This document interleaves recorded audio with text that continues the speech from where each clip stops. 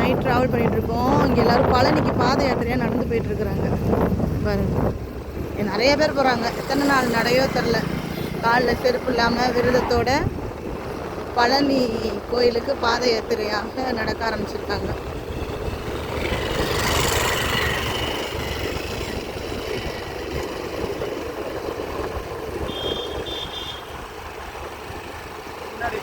அரோகரா அரோகரா சொல்ல மாட்டீங்களா? அரோகரா அரோகரா அரோகரா அரோகரா. வயசான காலத்துலேயும் இந்த கோயிலுடைய பயணத்தை தொடர்ந்து பண்ணுறாங்க. அந்த நம்பிக்கை தாங்க, நம்பிக்கை தான் வாழ்க்கை அப்படிங்கிறதுக்கு அர்த்தம் என்னென்னா, எத்தனை வருஷமாக போகிறாங்களோ தெரில. இவங்கெல்லாம் ரொம்ப வருஷமாக போயிட்டுருப்பாங்க. இரவு நேரம் தாங்க பொதுவாக நடப்பாங்க. அந்த மாதிரி கோவில்களுக்கு நடைபாதையாக போகிறவங்கெல்லாம் இரவு நேரத்தில் நடப்பாங்க. பகல் நேரத்தில் ஏதாவது சத்திரங்களில் போய் படுத்துருவாங்க. கால்கையெல்லாம் வலிக்கும் இல்லையா, படுத்துருவாங்க.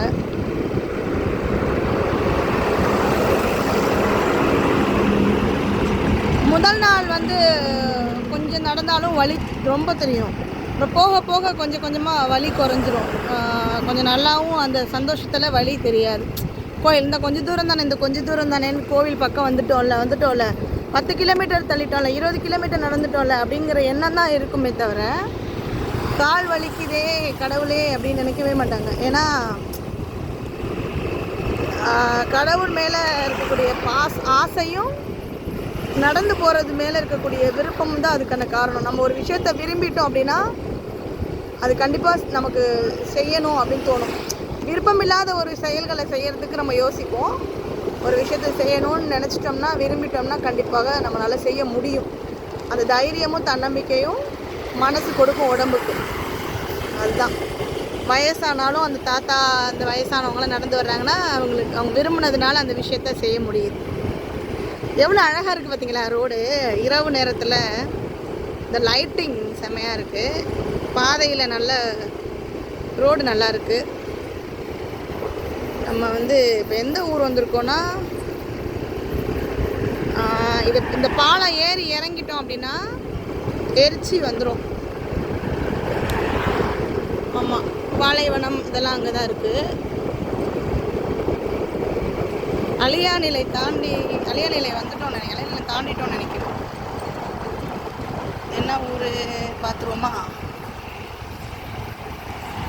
ஊர் பேர் எல்லை ஆரம்பப்பா. என்ன ஊர்ப்பா? நான் பார்க்கலப்பா. அந்த நேரம் லைட் அடிச்சிட்டாங்க. என்ன ஊருன்னு தெரியலையே. ஊர் வந்து வம்பன் நாள் ரோடா? இல்லையே. என்ன ஊர்? ஒத்தக்கடையா? ஆமாங்க, ரொம்ப நாளாக எனக்கு இந்த ஊர் இங்கே வர வழியில் ஒரு ஒத்தக்கடைன்னு ஒரு ஊர் இருக்குது.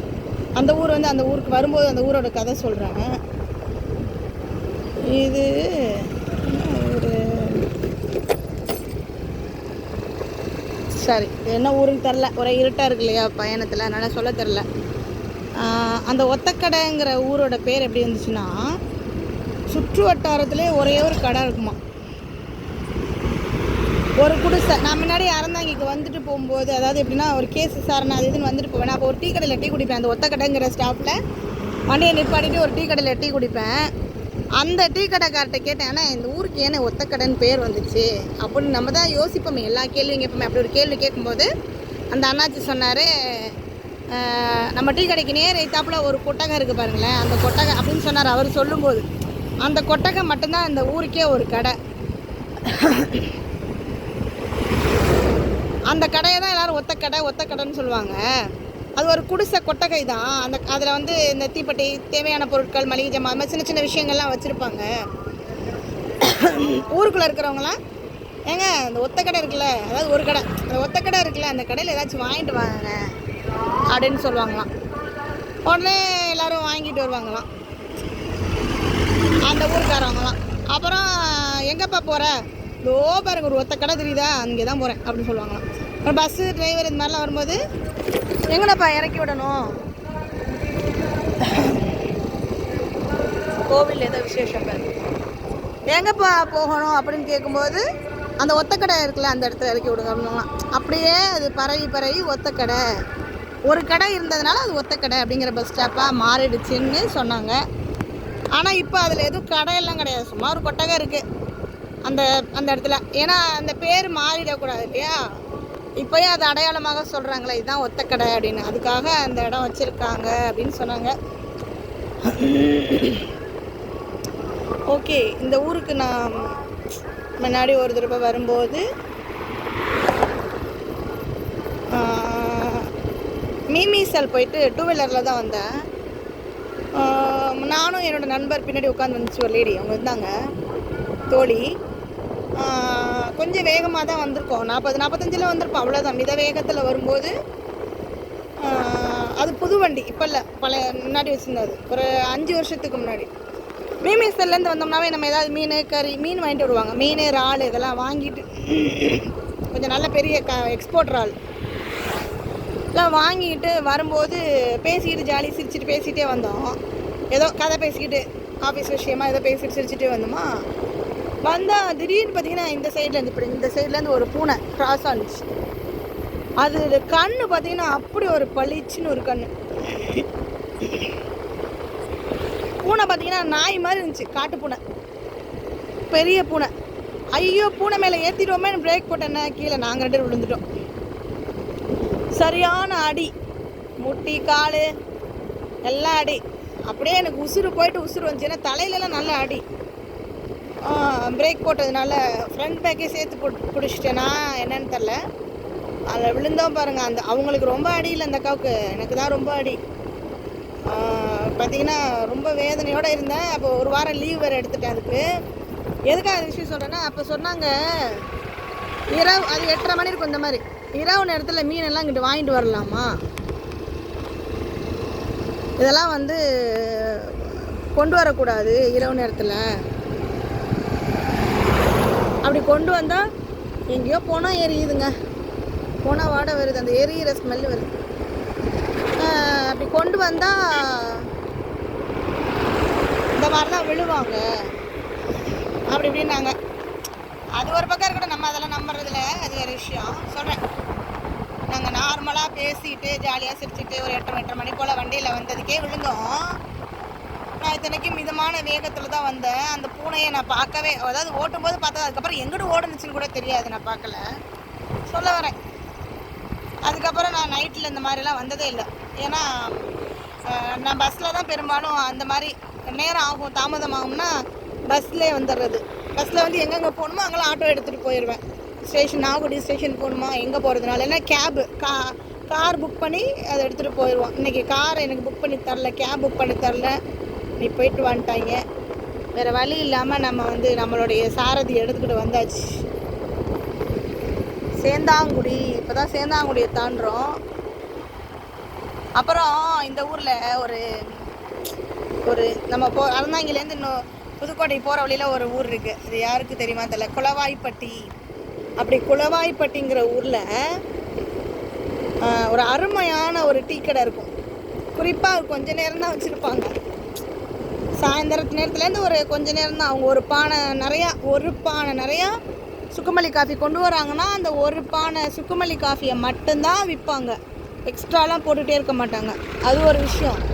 அவங்க சுக்குமல்லி காஃபி முன்னாடியில் 5 ரூபாய்க்கு இருந்துச்சு, அப்புறம் 7 ரூபாய்க்கு ஆனிச்சு, இப்போ 10 ரூபா. சூப்பராக இருக்கும், சூடாக இருக்கும், நல்லா காரமும் இனிப்பும் கலந்துருக்கும். நம்ம வந்து அதில் வந்து அவங்களே வந்து மிக்சர் கொடுப்பாங்க. இந்த அது என்ன மிக்சர், அந்த ஓமப்படி மாதிரி, அது வேணும்னா அதை வாங்கி அதில் போட்டுட்டு ஒரு ஸ்பூன் கொடுப்பாங்க. அந்த ஐஸ் குச்சி இருக்குல்ல, அந்த மரக்குச்சியை கொடுப்பாங்க. நம்ம வந்து அதில் கிண்டி எடுத்து சாப்பிட்டுட்டே குடிக்கலாம். அப்படி ஒரு கடை, ஃபேமஸான கடை. அங்கே லைட்டே கடை, எப்படி இருட்டு கடை, அல்வாவுக்கு இருட்டு கடை ஃபேமஸோ, இந்த கடையும் இருட்டு கடை தான். ஒரு சின்ன ஒரு காண்டா விளக்கு தான் இருக்கும் அந்த கடையில். ஏன்னே இவ்வளோ வசதி வந்துருச்சே, இவ்வளோ நாகரிகம் வந்துருச்சு, ஏன் நீங்கள் மாற்றலை, ஒரு கரண்ட் இழுத்துருக்கலாமேனா? இல்லைப்பா, அந்த நம்ம கடைக்குன்னே அடையாளம் இருக்குது, காண்டா விளக்கு கடை, சுக்குமல்லி காஃபி கடைன்னு சொல்லுவாங்க. அந்த அடையாளத்துக்காக நம்ம கடையில், ஐயோ தென்னம் இது சுற்றி இந்த இடத்துல பார்த்திங்கன்னா உயரமான பனைமரம் இருக்குது. இருட்டில் உங்களுக்கு காட்ட முடியல. ஒரு பனை மரத்தையும் அந்த அந்த இதை பார்த்தா, மரத்தை பார்த்தா யானையோட கால் மாதிரி இருக்குது, உயரமாக செமையாக இருக்குது. சரி, அது மாதிரி அந்த கடையோட வரலாறு சொன்னாங்க. இந்த ஊரில் வந்து தண்ணி நல்லா இருக்குமா குளவாய்ப்பட்டியில், அதனால் இந்த தண்ணியில் போடுறதுனால சுக்குமல்லி காஃபி நல்லா இருக்குது. அதே மாதிரி இந்த அண்ணன் வந்து இந்த கருப்பட்டி, பனங்கருப்பட்டி வெல்லம் சொல்லுவோம்ல, பனை வெல்லம், அதுதான் போடுவாங்களாம். சர்க்கரை சீனியெல்லாம் போட மாட்டாங்களாம். நம்ம பெரும்பாலும் கடை வீதியில் விற்கிறதெல்லாம் வெறும் வெள்ளை சீனி தானே போடுறாங்க, வெள்ளை சர்க்கரை. அவங்க வந்து வெல்லம், நாட்டு சர்க்கரை தான் போடுவாங்களாம். அப்படி இல்லைன்னா வெல்லம், பனை வெல்லம், இது மாதிரி தான் போடுவாங்களாம். ஆமாங்க, புதுக்கோட்டையை நோக்கி போயிட்டுருக்குறாங்க. வளைவில் ஒரு ஸ்பீடு பிரேக் இருக்குது, பார்த்துக்கோ. இந்த இறக்கத்தில் ஒரு கோவில் இருக்குது. இந்த கோயிலுக்கு நான் வந்திருக்கேன், சூப்பராக இருக்கும் அந்த கோவில். என்னன்னு பார்த்தீங்கன்னா பழங்கால கோவில். அந்த கோவிலோட கருவறையெல்லாம் ரொம்ப அருமையாக இருக்கும். சாமி வந்து நல்ல சாமி கும்பிட்றோம் கும்பிடல அடுத்த விஷயம், ஆனால் கோவில் வந்து ரொம்ப அழகாக நீட்டாக வச்சுருப்பாங்க, பராமரிப்பாங்க. அந்த ஏரியாவோட சேர்மன் வந்து ரொம்ப நல்லா பராமரிச்சுட்ருக்குறாங்க அந்த கோவிலை. இந்த இருக்குல்ல, இந்த கடை தான். இங்கே பாருங்கள், இப்போ பாருங்கள், அங்கே வந்து ஒரே ஒரு லைட் எரியுது பார்த்தீங்களா, ஆனால் உள்ளுக்குள்ளே காடா விளக்கு இருக்கும். அந்த கடையோட ஃபேமஸ்ஸே இருட்டு கடை தான், ஆனால் இருட்டுக்குள்ளே வச்சுருப்பாரு. இப்போ என்னமோ லைட் இது போடுறாங்க. அந்த கடையோட ஃபேமஸே காண்டா விளக்கு தான். இதுதான் வந்து சுக்குமல்லி காஃபி கடை, நான் சொல்லிட்டு வந்தேன் இல்லையா, அந்த கடை. சரி, நம்ம வந்து அடுத்து குளவாய்ப்பட்டியை தாண்டிட்டோம்.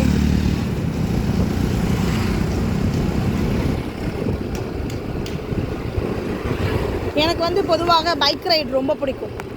பைக் ரைடுன்னு சொல்கிறத விட வண்டியில் பிரயாணிச்சுக்கிட்டு இருக்கிறது, பயணம் பண்ணுறது ரொம்ப பிடிக்கும். அலைச்சல் பார்க்க மாட்டேன். எனக்கு அலையிறோமே அப்படின்னு களைப்பு பார்க்க மாட்டேன், ரொம்ப பிடிக்கும்.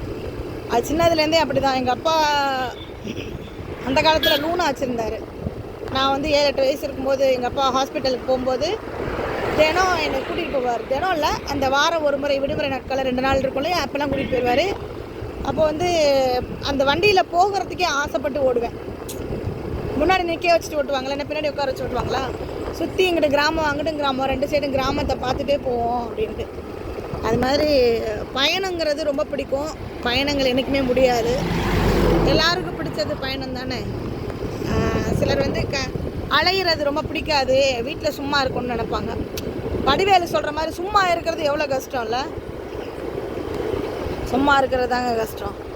நம்ம நேரத்தை நான் என்னோடய நண்பர்கள்ட்டெல்லாம் சொல்லுவேன், நீ என்ன வாட்ஸ்அப்பில் உங்கள் மெசேஜ் அனுப்புனா பார்க்க மாட்டியா, உனக்கு ஒரு இது ஏதாவது அனுப்பியிருப்பாங்க முக்கியமாக, அதையே ஃபோன் பண்ணி தான் என்கிட்ட சொல்லுவாங்க, உனக்கு மெசேஜ் அனுப்பிச்சிருக்கேன் நீ பார்க்கலையா, அதை எடுத்து பாருன்னுவாங்க. இது என்னன்னா நமக்கு வந்து போடாடே நமக்கு வந்து 24 மணி நேரம் பத்தாதுங்க. 28 மணி நேரம் 30 மணி நேரம் கொடுக்கணும் ஒரு நாளோட. ஒரு நாளைக்கு ஹவர்ஸ் வந்து நமக்கு வந்து 24 மணி நேரம் பத்தாது.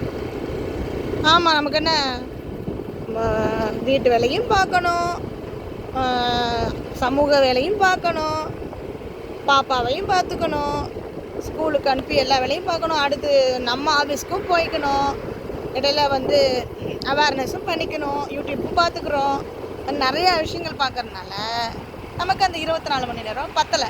சிலருக்கெல்லாம் அந்த பொழுது போகாமல் இருப்பாங்கள்ல, அதே மாதிரி நிறைய பேர் கேட்பாங்க, நீ டிவியே பார்க்க மாட்டேற அப்படின்வாங்க. டிவியெல்லாம் பார்ப்பேன்.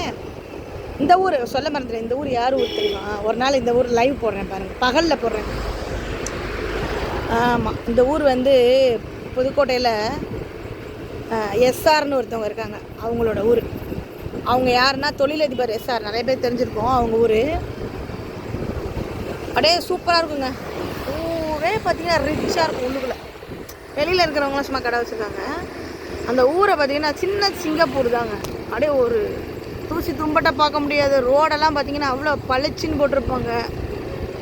ஆமாம், அப்புறம் அதுவும் இல்லாமல் அவங்க சொந்தக்காரவங்களாக தான் இருப்பாங்க. ஒன்று அண்ணன் தம்பி பங்காளி சிங்காளி அவன் இவன்ட்டு. அடுத்து வந்து சொந்தக்காரங்க இருப்பாங்கல்ல. அடுத்து பார்த்திங்கன்னா அவங்ககிட்ட வேலை பார்க்குறவங்க கூட அங்கனக்குள்ளே ஏதாவது ஒரு வீடை கட்டிக்கிட்டு இருப்பாங்க. நல்லா ரிச்சாக இருக்கும் அந்த வீடு, செமையாக இருக்கும். அதனால் இந்த ஊருக்கு வரும்போதெல்லாம் ஒரு நாளைக்கு அதை லைவ் போடணும், அது அட்லீஸ்ட் வீடியோவாவது எடுத்து போடணும்னு ஆசை இருக்குது.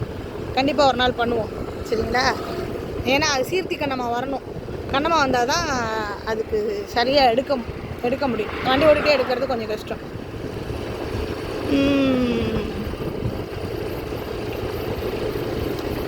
நம்ம எவ்வளோ வேகத்துக்கு போகிறோம் பாருங்க, தெரியுதா? 32, அட்லீஸ்ட் 30 இல்லை 32, அவ்வளோதான். அதுக்கு மேலெலாம் நம்ம போக மாட்டோம். சுட்டிகிட்டெல்லாம் ரொம்ப ஏற்றுறது கிடையாது. பாருங்க மாமரம் எவ்வளோ, இதுலேருந்து மாமரம் போயிட்டே இருக்கும். இதெல்லாமே மாமரம் தாங்க. மாந்தோப்புங்க, யார் விட்டுன்னு தெரில. ஆனால் ஒரு வேலை யார் கண்டா எஸ்ஆர்என்னுட்டா கூட இருக்கலாம். போயிட்டே இருப்பாங்க. இது இன்னும் போகுது பாருங்கள், இதெல்லாம் மாந்தோப்பு. இதெல்லாம் முடியுது மாந்தோப்பு. இதுக்கப்புறம் வேறு ஏதோ சும்மா கிடக்கு எம்டி இடமா. என்னன்னு பார்த்தீங்கன்னா, எனக்கு ஏன் அறந்தாங்கி ரொம்ப பிடிக்கும், ரொம்ப காலமாகவே பிடிக்கும். காரணம் என்னென்னா, ஃபுல்லாக செல்வ செழிப்பமாக இருக்கும். விவசாய நிலங்கள் நல்லா நிறையா இருக்கும். நல்ல நஞ்ச புஞ்ச மரம் செடி கொடி பச்சை பசேல்னு ஊரே செழிப்பாக இருக்கும். பணங்காசு நிறையா அள்ளி கொட்டி வச்சுருப்பாங்க, வீடு கட்டி அது இதுன்னு. அதனால் எனக்கு அறந்தாங்கன்னா உசுருங்க. என்னன்னு பார்த்தீங்கன்னா, நான் முன்னாடி 2018-19 ஒரு நிறுவனத்தில் இருந்தேன் முன்னாடி. அப்போ ஒரு வேலையில் இருந்தேன். அப்போது 17-18 அப்போ எனக்கு வந்து அறந்தாங்கியை தான் ஹெட் குவார்ட்டர்ஸாக போட்டிருந்தாங்க. அறந்தாங்கியை தான் நீ பார்க்கணுன்ட்டாங்க. புதுக்கோட்டை வேறு ஒருத்தர் பார்ப்பாங்க, நீ அறந்தாங்கியை பாரு. சரிண்ணே, நான் தினம் அறந்தாங்கிக்கு வண்டி எடுத்துகிட்டு கிளம்பிடுவேன். பார்த்தீங்கன்னா பகலில் தாங்க அறந்தாங்கியை கொண்டாடலைங்க. பார்க்குற இடமெல்லாம் சூப்பராக இருக்கும், வியூ அருமையாக இருக்கும். அதனால் அறந்தாங்கியை பிடிக்கும். எப்போ பார்த்தாலும் அந்த ஊர் சனங்க வந்து பஸ் ஸ்டாண்ட்லேயே குழுமி இருப்பாங்க. ஜேஜேன்னு பகல் சாயந்தரம் நைட்டு. பார்த்தீங்களா அந்த ஒரு ஒரு வீடியோ போட்டிருந்தேன்ல, அது அவ்வளோ கூட்டம். கத்தக்குறிச்சி வந்துட்டோம். கத்தக்குறிச்சியில் ஒரு விஷயம் இருக்குது, என்ன தெரியுமா? ஒருத்தவங்க இருக்காங்க, புதுக்கோட்டையோட ஃபேமஸ் ஃபிகர் அப்படின்னா அவங்களுக்கு தெரிஞ்சிருக்கும். கத்தக்குறிச்சி சாந்தி அக்கா. ஆமாம், என்னோடய வயசு கூட தான் அவங்களுக்குன்னு நினைக்கிறேன். என்னென்னா, நான் வந்து அப்போ காலேஜ் படிச்சுட்டு இருந்தேன். எனக்கு சீனியர் அவங்க ஜேஜே காலேஜில். அவங்க முடிச்சுட்டாங்க. அவங்க முடிச்சுட்டு ஸ்போர்ட்ஸுக்கு போயிட்டு ஸ்போர்ட்ஸில் வின் பண்ணிட்டாங்க. ஆமாம், ஒலிம்பிக்கில் ஜெயிச்சுட்டு வராங்க. அவங்களுக்கு 10 லட்ச ரூபா கேஷ் அவார்டு தலைவர் கொடுக்குறாரு. கலைஞர் தாத்தா 10 லட்ச ரூபா கேஷ் அவார்டு கொடுக்குறாங்க. அடுத்தது சென்ட்ரல் கவர்மெண்ட்டு அவார்டு கொடுக்குது. அவங்க முதல்ல பேட்டி எடுக்கிறாங்க. அப்போ அவங்க அப்பா, அதாவது சாந்தி அக்காவோட அப்பா சொல்கிறாங்க, எனக்கு வந்து என் பொண்ணு ஜெயிச்சிருக்கிறாங்கிறதே மறுநாள் வந்து செய்தித்தாளில் தான் பார்த்து தெரிஞ்சுக்கிட்டேன். அதுக்கப்புறம் நிறைய பேர் வீட்டில் போய் டிவியில் வரும்போதெல்லாம் போய் எட்டி பார்த்தேன். சிலர் பார்க்க விட்டாங்க, சிலர் பார்க்க விடலை அப்படின்னு சொன்னார். கண்ணீர் மல்க தன்னுடைய மகளுடைய வெற்றியை கொண்டாட முடியலங்கிறத கண்ணீர் மல்க சொன்னார். அதை ஒரு கணம் கேட்ட கலைஞர் ஐயா உடனே அவங்க வீட்டுக்கு டிவி 1 லட்ச ரூபா டிவி, அப்போ புதுசு அந்த டிவியோட விலை வந்து 1 லட்ச ரூபா. உடனே அந்த டிவியை வாங்கி பரிசாக கொடுத்தாரு. ஒருத்தனுக்கு என்ன இல்லையோ அந்த இடத்துல வந்து அவனுக்கு கொடுக்கும்போது எவ்வளோ சந்தோஷம் மகிழ்ச்சி இருக்கும், யோசிச்சு பாருங்கள். அவ்வளோ சந்தோஷப்பட்டாங்க அந்த குடும்பம், அந்த ஊர். அடுத்து பார்த்திங்கன்னா, அவங்களுடைய விளையாட்டில் அவங்க வந்து இது பண்ணிட்டாங்க. அவங்க வந்து பெண் தன்மை இல்லாதவங்க, குறைவாக இருக்குது, ஆண் தன்மை அதிகமாக இருக்குது, ஏதோ சொல்லி அவங்களுடைய வெற்றியை கொண்டாட விடாமல் தடுத்தம்போது சில நிறைய சூழ்ச்சிகள் பண்ணி தடுத்தாங்க. தடுத்தோட சென்ட்ரல் கவர்மெண்ட் வந்து அதோடைய அவார்டை வந்து கொடுக்காம வாங்கிட்டாங்க. ஆனால் தலைவர் இவங்க வீட்லேயும் பயம் இருந்துச்சு, எங்கே நமக்கு ஒரு டிவி வாங்கி கொடுத்துருக்காங்க, அந்த டிவி எடுத்துகிட்டு போயிடுவாங்களோ, ஏன் நமக்கு 10 லட்ச ரூபா பணம் கொடுத்துருக்காங்க, எடுத்துகிட்டு போயிடுவாங்களோ அப்படிலாம் பயம் இருந்துச்சு. ஆனால் தலைவர்கிட்ட போய் சொன்னாங்களாம், ஐயா அந்த மாதிரி அவங்களுக்கு கொடுத்த சென்ட்ரல் கவர்மெண்ட் கொடுத்த அவார்டை வாபஸ் வாங்கிட்டாங்க. இப்போ நம்ம ஸ்டேட் கவர்மெண்ட்டில் 10 லட்ச ரூபா கேஷ் அவார்டு அறிவிச்சிருக்கோமே, நம்ம கொடுக்கணுமா, நம்மளும் வாபஸ் வாங்கிக்கலாமா அப்படின்னு எதுக்காக இருந்தாலும் ஒரு தலைவர்கிட்ட கேட்கணும்ல. அப்போ வந்து சிஎம்மாக இருக்கிறார். அப்போ அவர் சொன்னாராம், சென்ட்ரல் கவர்மெண்ட் என்ன செஞ்சிச்சோ அதை தான் நம்ம செய்யணும்னு அவசியம் இல்லை. அந்த பொண்ணோட உடம்ப வேணால் பரிசோதனை பண்ணி அந்த பொண்ணா பையனாங்கிறத நிரூபித்து ஏதோ ஒரு பண்ணியிருக்காங்க. ஆனால் ஓடுனது அந்த பொண்ணோட கால்கள் தானே, ஓடுனுச்சு தானே, அதில் எதுவும் மாற்றம் இல்லைல்ல. அந்த பொண்ணு ஓடுனுச்சுங்கிறது உண்மை தானே, இப்போ அந்த பரிசு அந்த பொண்ணுக்கு தான் அப்படின்னாராம்.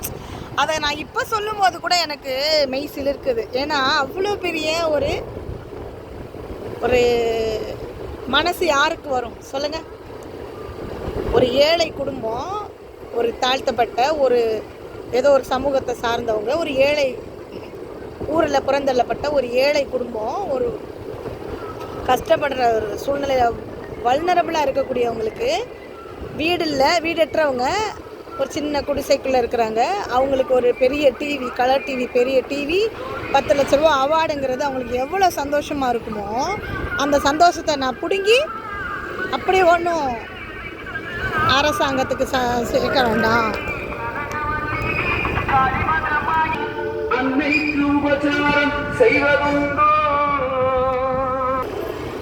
அப்படி சொன்ன தலைவர் எங்கள் தலைவர். அதனால் கத்தக்குறிச்சியும் நமக்கான ஒரு நினைவு சின்னம். அப்போ வந்து அவங்க வந்து வெற்றி அடைஞ்சதுக்கப்புறம் நிறைய விமர்சனங்களுக்கு அப்புறம் அவங்களுடைய பரிசுகளெல்லாம் பிடுங்கி அவங்களுக்கு கிடைக்க இருந்த எல்லா சலுகைகளையும் சென்ட்ரல் கவர்மெண்ட் இல்லைன்னு சொல்லி இது மாதிரி நிறைய விஷயங்கள் சொன்னதுக்கப்புறம் அவங்க ஏதோ ஒரு வேலையை பார்த்துட்டு இருந்தாங்க. அப்போ அவங்க பெண்ணே இல்லைன்னு ஒரு பெரிய அழுத்தத்தை அவங்களுக்கு மன உளைச்சலை கொடுத்து அவங்கள வந்து மன உளைச்சலுக்கு அதிகமாக ஆளாக்கி அவங்கள தற்கொலை முயற்சிக்கு ஈடுபடுறதுக்கான சூழலை ஏற்படுத்திட்டாங்க. இந்த சமுதாயம் ஏற்படுத்திடுச்சு. அப்படி ஒரு சூழ்நிலையில் தான் அவங்க எனக்கு அதுக்கு முன்னாடியே அவங்கள என்னோடய கல்லூரியில் என்னுடைய பட்டமளிப்பு விழாவுக்கு அவங்க வந்து சிறப்பு விருந்தினராக வந்திருந்தாங்க. கீதா ஜீவனக்கா கையில் தான் வாங்கினேன். நான் வந்து ஜே கல்லூரியில் தான் படித்தேன். அது முதல்ல சொல்லிக்கிறேன், பெருமையாக சொல்வேன். நம்ம ரகுபதி ஐயாவோட கல்லூரியில் நான் MSW படித்தேன்னு வச்சுக்கங்களேன். அப்படி படிக்கும்போது எனக்கு வந்து கீதா ஜீவனக்கா கையில் வாங்கினேன். ஆனால் நான் பார்த்துக்கிட்டு இருந்தது எல்லாமே சாந்தி அக்காவை தான் பக்கத்தில் இருந்தாங்க. பெருமிதமாக பார்த்த ஆள் நான். கொஞ்ச நாளில் பார்த்திங்கன்னா அந்த நிகழ்வு நடந்து கொஞ்ச நாள்லையே சாந்தி அக்கா அந்த மாதிரி தற்கொலை முயற்சி செஞ்சாங்கன்னொன்னே ஊரே வந்து ஒரு மாதிரி புலம்ப ஆரம்பிச்சிருச்சு. அந்த பொண்ணுக்கு வந்து என்னவோ ஏதோன்ட்டு. என் கணவர் சொன்னாங்க, நீ போய் பார்த்துட்டு வா அவங்கள அப்படின்ட்டு. சரின்ட்டு நானும் கிளம்பி போய் கத்தக்குறிச்சியில் அவங்கள போய் பார்த்துட்டு அவங்க நலம் விசாரிச்சுட்டு தான் வந்தேன். எனக்கு ரொம்ப வருத்தமாகவும் அவங்கள வந்து அந்த சூழ்நிலையில் பார்க்கும்போது ரொம்பவும் வருத்தமாகவும் ரொம்ப